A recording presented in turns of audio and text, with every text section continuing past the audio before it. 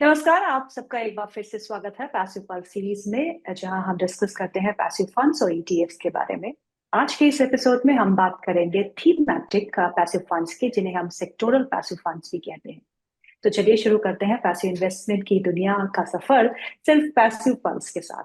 आज के हमारे खास मेहमान हमारे साथ जुड़ चुके हैं mister Hardaman Seth. Is head ETF business at Nippon India mutual fund. Welcome to the show mister Seth once again and wish you very happy new year. Thank you so much, Gitu, and wish you and everyone, very, very happy and a prosperous new year. Thank you so much sir. Sir, thematic fund जिन्हें हम sectoral passive fund भी कहते हैं, इनका basic theme क्या है? I mean theme तो हम बहुत सारे होते हैं, लेकिन व्हाई थीमेटिक फंड्स, और ये ट्रेडिशनल इंडेक्स फंड से डिफरेंट कैसे हो? देखिए, इन thematic funds, as the name suggest, एक थीम को रिप्रेजेंट करते हैं। हमने देखा है कि आप अगर इक्विटी मार्केट को एक बार अगर हम उसको ब्रॉडली डिवाइड करके देखें, तो उसमें जी एक तो ब्रॉड मार्केट इंडाइसेस हैं, जैसे निफ्टी जी 50 है, बीएससी सेंसेक्स 30 है, निफ्टी नेक्स्ट 50 है, जिसको हम जूनियर भी बोलते हैं, निफ्टी 100 है। ये सब जी different market cap based indices हैं, जो जी। ब्रॉड मार्केट बेस्ड इंडाइसेस हैं। तो यहाँ पे अगर आप एक्सपोजर ले रहे हैं, तो आप अंडरलाइन इन इंडाइसेस में एक्सपोजर ले रहे हैं। हम्म, जहां तक थीमेटिक की या सेक्टोरल इंडाइसेस की बात आती है, वहां पे हम जो एक्सपोजर लेते हैं वो एक हम्म, पर्टिकुलर उस सेक्टर या उस पर्टिकुलर थीम का एक्सपोजर लेते हैं। जैसे मैं आपको एग्जांपल देता हूं कि जी अगर एक इन्वेस्टर, एक निवेशक, सपोज ऑटो थीम में इंटरेस्टेड है और वो ऑटो थीम में इन्वेस्ट करना चाहता है, तो आज उसके पास बहुत से विकल्प हैं। जैसे ऑटो इंडेक्स फंड्स हैं या ऑटो एक्टिव फंड्स हैं, जहां पे वो इन्वेस्ट कर सकते हैं। अब ओके। उसमें क्या होगा कि उसमें जो उनका एक्सपोजर होगा वो सिर्फ ऑटो सेक्टर में होगा। तो ये जो राइट। इंडाइसेस हैं, ये सिर्फ ऑटो सेक्टर या ऑटो एंसिलरी एक्सेट्रा उन कंपनीज में ही इन्वेस्ट करेंगे। ये लोग, ये जो इंडाइसेस हैं या ये जो पर्टिकुलर इंडेक्स है, ये और किसी भी अलग स्टॉक में इन्वेस्ट नहीं करेगा। तो ये इनकी खासियत है, ये इनका करेक्टरिस्टिक्स माना जा सकता है। वैसे तो आप आइडेंटिफाई कैसे करते हैं थीम को? एक थीम जो अच्छा कर सकती है, उसको आइडेंटिफाई करने में भी काफी मुश्किलें होती होंगी। जी, उसको आइडेंटिफाई करना बहुत मुश्किल है।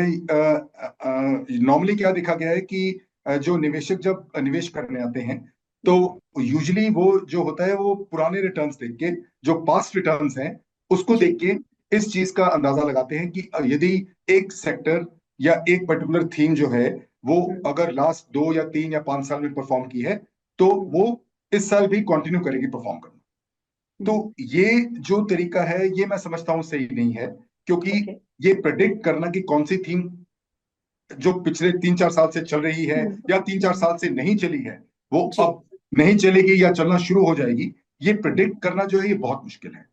हम्म, इसमें बहुत जरूरी है कि एक निवेशक को खुद अपने हिसाब से एक अपनी रिसर्च कर लेनी चाहिए और जी उसके बाद ऐसे फंड्स में निवेश करना चाहिए। क्योंकि हम्म, जैसे कि नाम में ही है कि ये जो फंड्स हैं, ये सेक्टोरल या थीमेटिक हैं, तो इनमें जी इन्वेस्टमेंट भी इन्हीं थीम्स में ही होगा। और हम्म, यदि वो थीम इस पर्टिकुलर साल में या आगे कुछ सालों में नहीं चला, तो हम्म, आपको हो सकता है कि सब ऑप्टिमल रिटर्न्स आपकी इन्वेस्टमेंट पे मिले। हम्म, हम्म। तो इसका बेसिक एडवांटेज क्या है, कि आप सेक्टरल पैसिव फंड में, और एडवांटेज क्या है ओवर द इंडेक्स फंड?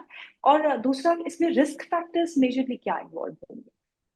देखिए, जैसे मैंने बताया कि अगर आपने खुद का एक एनालिसिस किया है और आपको ये हम्म, लगता है कि एक फलाना सेक्टर जो है वो इस साल अच्छा करना चाहिए, हम्म, तो और आप उस सेक्टर के लिए कन्विंस्ड हैं, जी तो फिर आपने वो डिसीजन मेकिंग आपने अपने लिए सिंपल कर ली है कि हम्म, आपने एक फलाना सेक्टर जो है आपने चुन लिया है। हम्म, अब उस सेक्टर में आपको ये भी पता है कि ये सेक्टर अच्छा चलेगा, लेकिन उसके साथ साथ उसमें उसमें जितने भी उसके रिस्क हैं, जितने भी उसके जोखिम हैं, वो भी आपको साथ में you are aware of, you are very right. Well cognizant of the fact कि उसमें हाई रिस्क रहेगा, लेकिन रिटर्न भी हो सकता है कि ब्रॉड बेस्ड इंडाइस से आपको ज्यादा मिले। तो जी एक बार आपने ये निश्चय कर लिया कि आपने किसी पर्टिकुलर सेक्टर में जाना है, उसके हम्म, बाद आपके पास काफी ऑप्शंस हैं।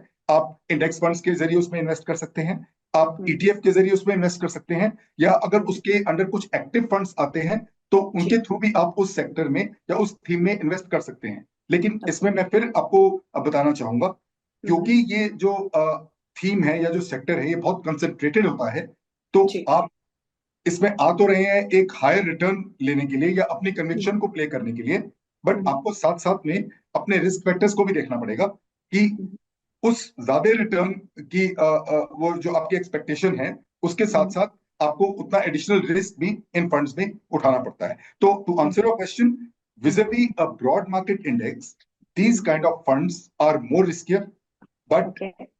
why investors invest in them?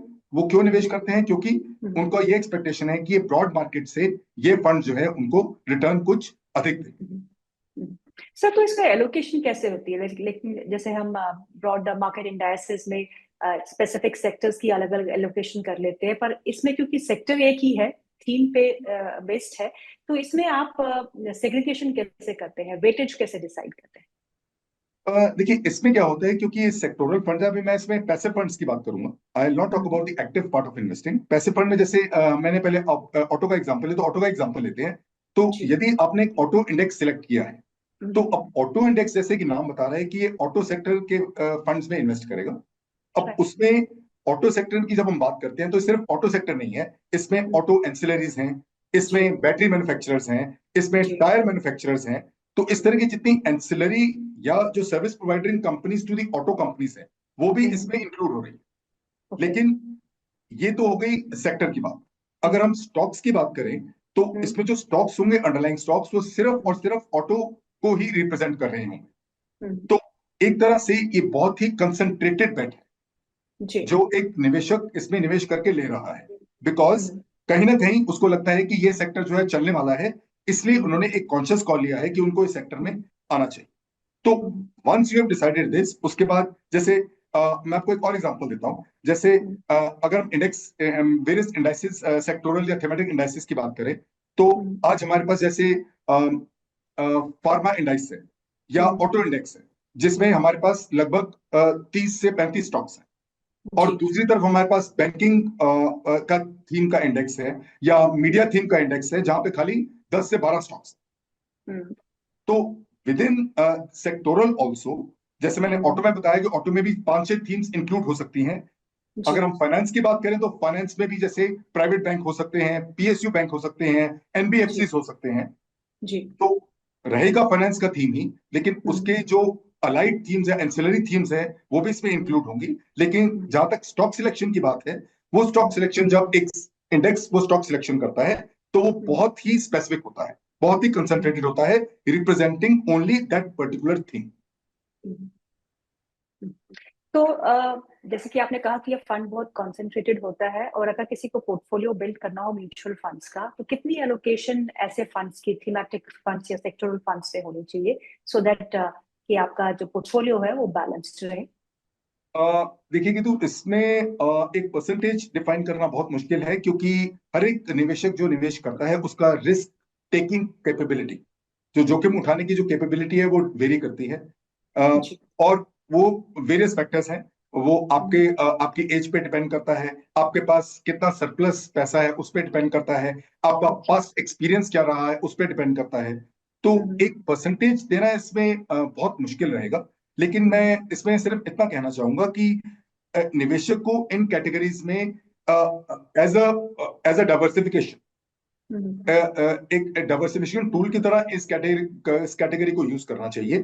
कुछ hmm, percentage of allocation depending upon your risk appetite, आपके हम्म, जोखिम उठाने की जो कैपेबिलिटी है उस पे हम्म, डिपेंड करते हुए आपको, डिपेंडिंग ऑन किस सेक्टर पे आप बुलिश हैं, उस सेक्टर पे हम्म, आपको जाना चाहिए। लेकिन कुछ परसेंटेज आपके पोर्टफोलियो का हिस्सा इन हम्म, पर्टिकुलर फंड्स में होना चाहिए। हम्म। मिस्टर फिर, जब मार्केट्स डाउन टर्न में होते हैं, यानी कि जैसे आजकल हम देखते हैं कि करेक्शन हमारे मार्केट्स में आई हुई है, तो थीमेटिक और सेक्टोरल फंड्स की परफॉर्मेंस जो है वो कैसी रहती है? How do they actually perform in this market down turns? देखिए जैसे मैंने आपको बताया कि ये फंड्स बाय इनहेरेंट नेचर काफी वॉलेटाइल होते हैं, और क्योंकि इनमें कंसंट्रेशन रिस्क बहुत ज्यादा है, तो ये काफी साफ सी बात है कि जब मार्केट डाउन टर्न में जाएगा, उस टाइम पे इनकी वॉलेटिलिटी भी बढ़ेगी और इनके रिटर्न्स भी अकॉर्डिंगली सफर करेंगे। मिस्टर सिट, आपने हमको रिस्क फैक्टर्स बड़े अच्छे से समझा दिए हैं, लेकिन अगर हम इसके फायदों की बात करें, क्योंकि बहुत सारे थीम्स जो है वो नए नए उभर के आ रहे हैं।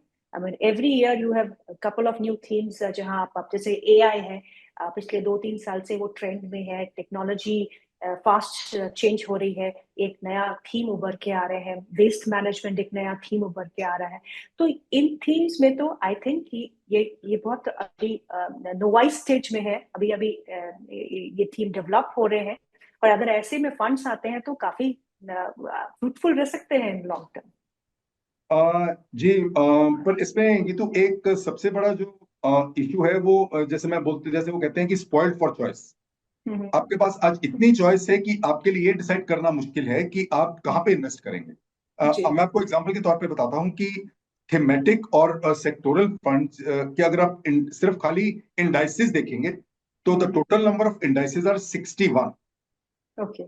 तो उसमें जैसे आपने बताया एआई हो गया, डिजिटल हो गया, सीपीएससी हो गया, ऑटो, बैंकिंग, फार्मा, आईटी और न्यू न्यू एज थीम्स, सारी सब थीम्स पे इंडेक्स बना हुआ है और काफियों पे तो फंड भी लॉन्च हो गए हैं। तो आज निवेशक के पास मैं ये कहूंगा कि उसके पास एक चॉइस करनी मुश्किल हो गई है कि उसको कहाँ पे जाना चाहिए।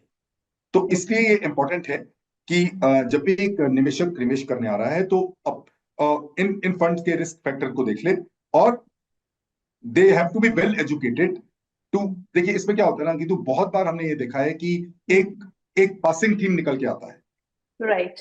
राइट, जो आज 1 साल चलता है, 2 साल चलता है, उसके बाद कई साल नहीं चलता।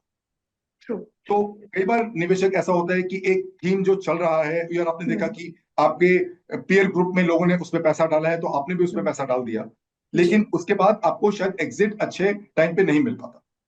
तो इसलिए बहुत जरूरी है कि आपके जहां पे खुद की कन्विक्शन है, जहां पे आप खुद कॉन्फिडेंट हैं, उन फंड्स का ही आप चयन करिए। आपके पास ऑप्शन आपको बहुत मिलेगी। 60 फंड में चूज करना एक बहुत प्रॉब्लम का काम है, इजी काम नहीं है। लेकिन आप अपने हिसाब से आप देखिए आपको कहाँ इन्वेस्ट करना है, जहां पे आपको कंफर्ट है, जहां पे आपकी कुछ स्टडी आपको बता रही है कि यहाँ पे इन्वेस्ट करना चाहिए, वहां पे आप इन्वेस्ट करिए। And accordingly then you should also have this appetite कि अगर कल को वहां पे रिटर्न्स कुछ सब ऑप्टिमल आए तो then you should not lose your sleep over. ये बहुत जरूरी है। और सर आजकल तो सेक्टर रोटेशन बड़ी फास्ट हो रही है। पहले तो एक साइकिल 3 साल, 4 साल, 5 साल चल भी जाता था, लेकिन आजकल तो it's evolving every 3 months, 6 months the sector rotation happens. बिल्कुल ठीक है, बिल्कुल ठीक बात कही आप। मिस्टर सेठ, बहुत बहुत शुक्रिया आज प्रोग्राम में शामिल होकर। Thank you so much. आपने बहुत अच्छे से समझाया हमें कि थीमेटिक पैसिव फंड्स या सेक्टोरल पैसिव फंड्स कैसे काम करते हैं और किन किन चीजों का हमको ध्यान रखना चाहिए before investing in these funds. Sir, thank you once again for your time sir. Thank you very much. Thanks a lot. An investor education and awareness initiative of Nippon India Mutual Fund. Mutual fund निवेश बाजार के जोखिमों के अधीन है। Scheme संबंधी सभी दस्तावेजों को ध्यान से पढ़ें।